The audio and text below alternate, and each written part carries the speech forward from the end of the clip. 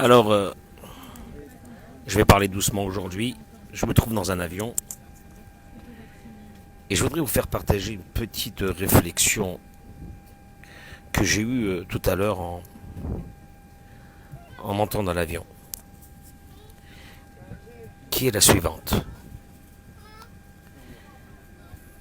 Quand nous avons dit que l'un des fondamentaux de la Emouna était de laisser l'esprit analytique pour pouvoir aborder la Emouna. Si tu gardes ton esprit analytique, tu ne peux pas aborder la Emouna. La preuve, c'est que je me suis posé toujours une deuxième question. Est-ce que l'être humain était Ma'amin, avait la foi? Même celui qui nous dit qu'il n'a pas la foi.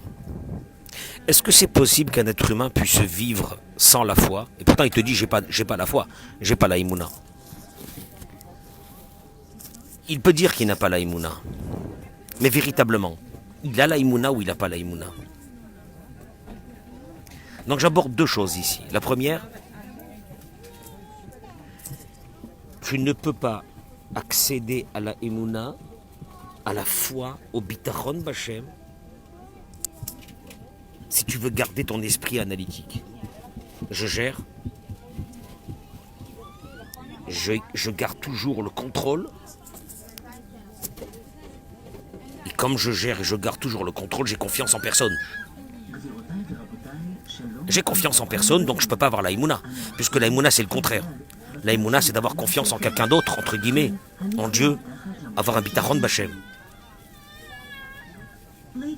Première chose. Deuxième chose, y a-t-il quelqu'un dans l'humanité qui véritablement n'a pas la Emouna? Et en montant dans l'avion,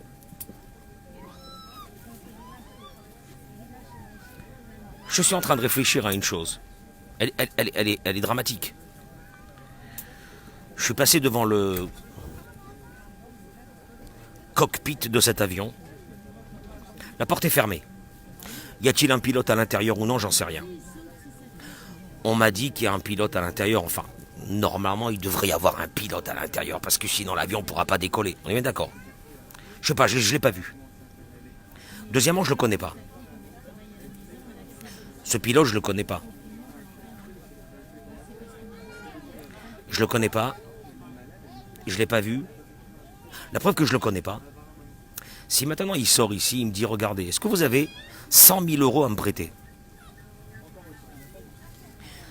Admettons que j'ai les 100 000 euros. Est-ce que je lui prêterai? Non. Je le connais pas. Je le connais pas, je ne le prêterai pas. Pourquoi je vais lui prêter? Et alors s'il est le pilote de l'avion, je ne le prêterai pas. Vous me suivez dans l'idée? C'est très important. Donc je ne le connais pas. Et pourtant, il va m'amener à 35 ou à 30 000 pieds d'altitude. Je ne suis pas le seul. On va même tous peut-être s'endormir. C'est-à-dire qu'on est dans une confiance totale. Je te pose la question, comment tu peux avoir une confiance totale?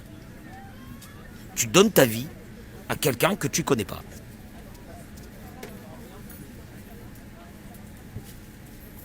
Tu l'as vu? Non, je ne l'ai jamais vu. Alors comment tu peux en faire confiance en lui? En ce pilote? Comment tu peux avoir confiance en ce pilote? Je te pose la question. À tel point que tu auras la Emouna sur ce pilote, la foi sur ce pilote, que tu auras un grand bitachon, une grande confiance. Tu vas même t'endormir.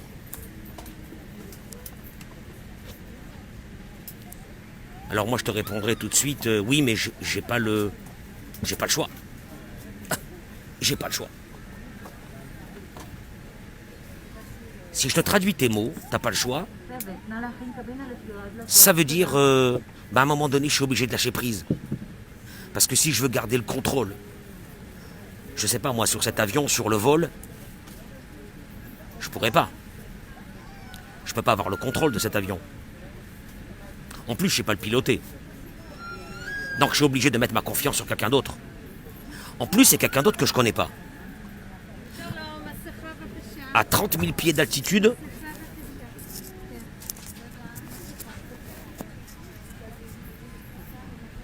Tu as confiance en lui. Je sais pas moi, il sort de l'avion d'un seul coup, il dit écoutez les gars, j'en ai marre. J'ai pas envie d'atterrir.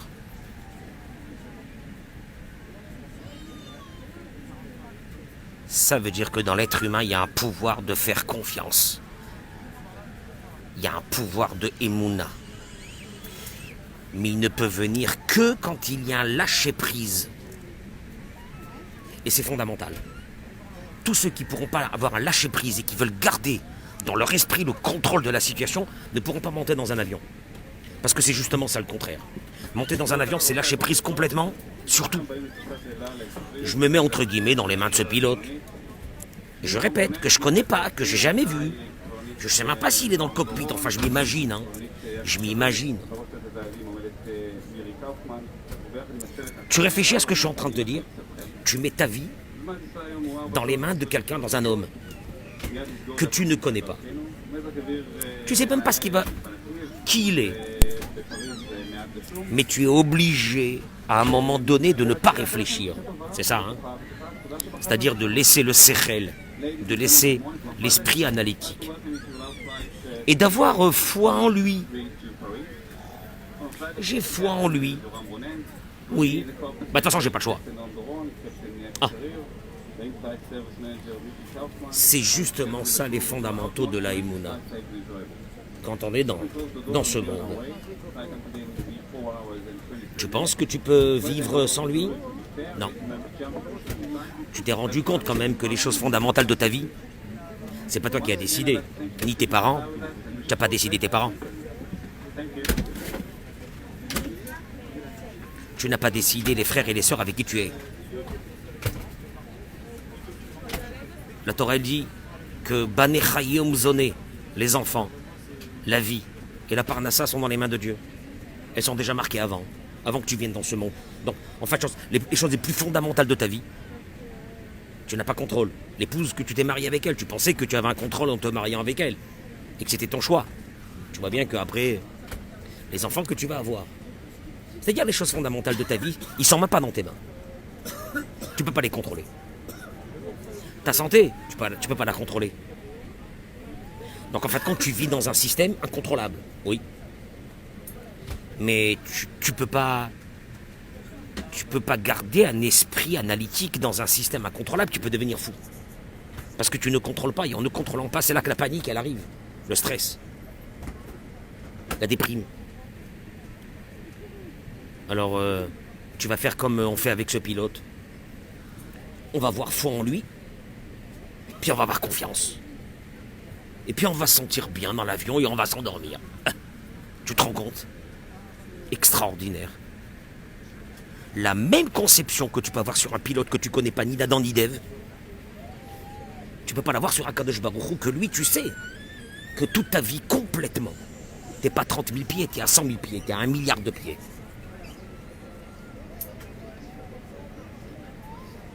Ça doit sortir de l'intérieur de toi, comme ça sort de l'intérieur de toi quand tu rentres dans un avion. Au moment où tu franchis la porte d'un avion, il y a une foi totale en ce pilote qui se met en marche. Évidemment, il a dit tout mon être à moi dit lui-même, il proclame lui-même mon être à moi-même. Mon être, que je suis vivant dans ce monde, proclame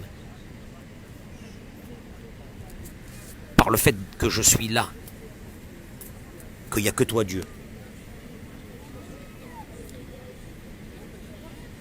Parce que celui qui ne veut pas avoir cette émouna, parce que son esprit analytique